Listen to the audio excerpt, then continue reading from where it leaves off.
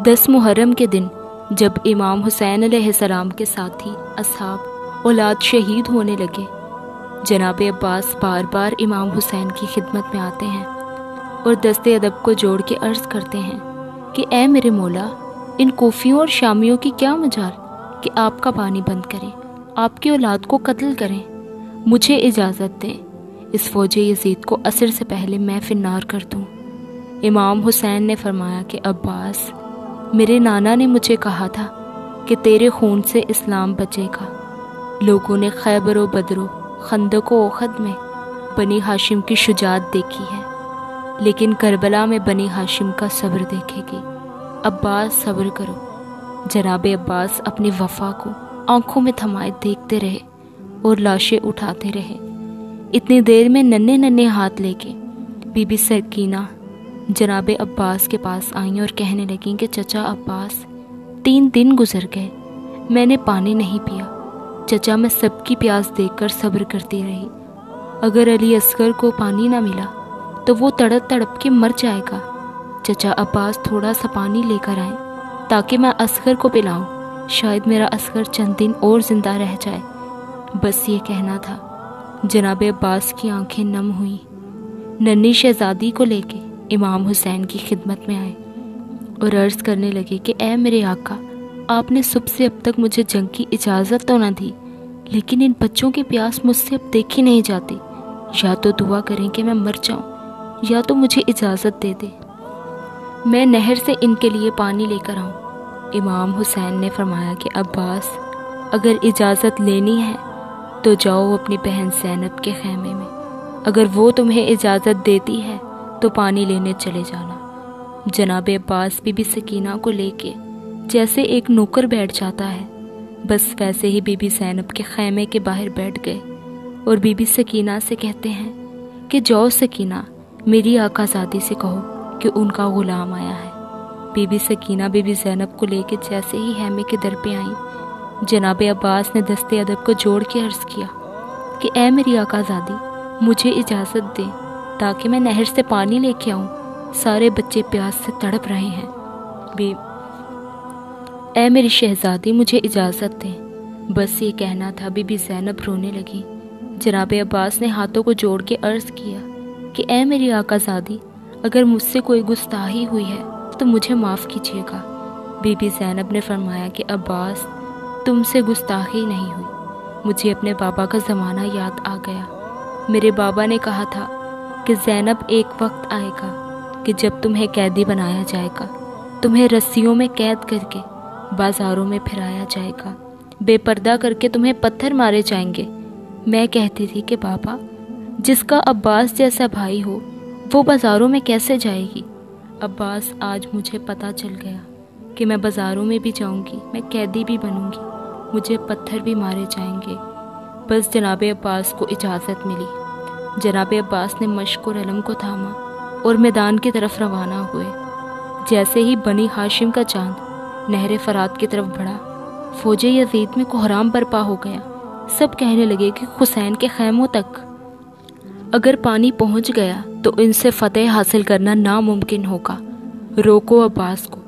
جناب عباس شیر کی طرح وار کر کے چیر کے سب کو نہر فرات تک آ پہنچے، فرات پہ قبضہ کیا، مشق کو بھرنا شروع کیا۔ جناب عباس پانی بھرتے رہے، اپنے گھوڑے کو دیکھا تو وہ حضرت کی نگاہ سے جناب عباس کو دیکھ رہا ہے، تو غازی عباس نے کہا کہ اے میرے گھوڑے، تو بھی میری طرح 3 دن کا پیاسا ہے، پانی کیوں نہیں پیتا؟ اتنے میں گھوڑا رونے لگا اور رو رو کے اپنی زبان میں کہنے لگا کہ اے میرے آقا، مجھ سے زیادہ تو آپ پیاسے ہیں، پہلے آپ پانی پئیں، اس کے بعد میں پانی پیوں گا۔ بات جب یہاں تک پہنچی تو جناب عباس نے زاروں قطار رونے لگے اور کہنے لگے کہ اے میرے گھوڑے، تو اپنے آقا کے بغیر پانی نہیں پیتا، ذرا یہ تو سوچ کہ میرا آقا حسین 3 دن سے پیاسا ہے، ان کے بچے پیاسے ہیں، اگر میں پانی پی لوں گا تو حسین کی ماں کو کیا منہ دکھاؤں گا؟ بس مشق بھرتی رہی۔ جناب عباس کے ہاتھوں کو پانی لگا۔ جیسے ہی جناب عباس کے بازو پانی میں جاتے ہیں، غازی عباس کہتے ہیں کہ اے میرے اللہ، اے میرے پروردگار، ان ہاتھوں کو پانی حسین کے بچوں سے پہلے پہنچا ہے، جب میں حسین سے ملوں تو یہ میرے ہاتھ میرے ساتھ نہ ہوں۔ بس شہنشاہ وفا مشق کو بھر کے اپنے علم کو لے کے خیمے کی طرف بڑھتے ہیں۔ فوج یزید میں ہلچل مچ گئی، ہر کوئی یہ کہنے لگا کہ جو قریب جائے گا وہ فنار ہوگا۔ دور دور سے تیر چلاؤ، بھالے پھینکو، نیزے پھینکو، کچھ بھی ہو جائے، بس پانی خیمے تک نہ پہنچ سکے۔ بس ہزاروں تیر جناب عباس پہ چلنے لگے۔ جناب عباس تیز تیز اپنے خیموں کی طرف بڑھتے ہیں۔ بس ایک امید تھی کہ کچھ بھی ہو جائے، بس سکینہ تک پانی پہنچ جائے۔ بس اتنے میں ایک ظالم نے جناب عباس کے بازوؤں کا نشانہ لیا۔ ایک بازو پہ تیر لگا، جناب عباس کا ایک بازو قلم ہو گیا۔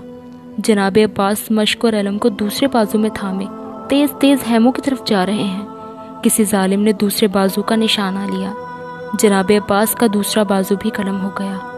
غازی نے مشق اور علم کو اپنے دانتوں میں سنبھالا اور تیز تیز خیموں کی طرف جا ہی رہے ہیں کہ اتنے میں کسی نے جناب عباس کے چہرے کا نشانہ لیا اور ایک تیر جناب عباس کی آنکھ میں آ لگا۔ بس جناب عباس ابھی چل ہی رہے ہیں کہ کسی ظالم نے مشق کا نشانہ لے لیا۔ بس مشق کو تیر لگنا تھا، پانی بہنے لگا۔ جناب عباس بہتے ہوئے پانی کو دیکھ کر نا امید ہوتے ہیں۔ اتنے میں کوئی ظالم جناب عباس کے سر پہ وار کرتا ہے۔ جناب عباس گھوڑے کی زین سے زمین پہ آتے ہیں۔ وہاں خیموں میں امام حسین اور بی بی زینب دور سے جناب عباس کے علم کو دیکھ رہے ہیں کہ علم کبھی دائیں جانب جھکتا ہے، کبھی بائیں جانب جھکتا ہے۔ جب علم گرنے لگا تو بی بی زینب نے کہا کہ اے اللہ، آج ان ظالموں نے تیرے اسلام کا پرچم گرا دیا ہے۔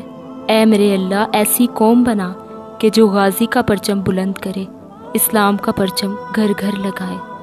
مولا حسین نے جیسے ہی علم کو گرتے ہوئے دیکھا، دوڑتے ہوئے جناب عباس کے پاس آ گئے۔